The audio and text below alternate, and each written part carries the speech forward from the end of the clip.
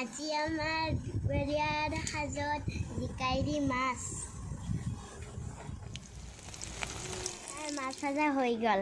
পটল ফ্ৰাই কৰিব কাটি কিনে, এই চোৱা ফ্ৰাই কৰিব কাটি কিনে।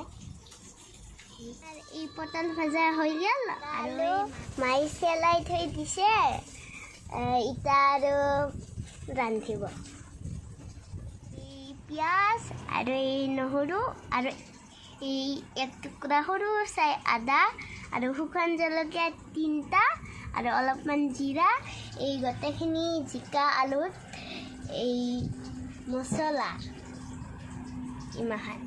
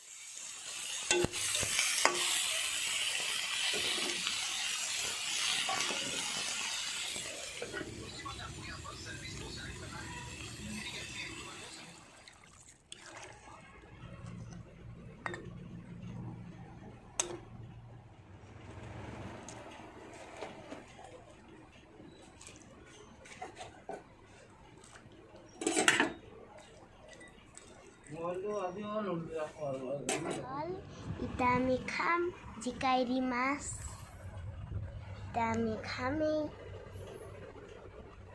জিকাইৰি মাছ। Bye bye.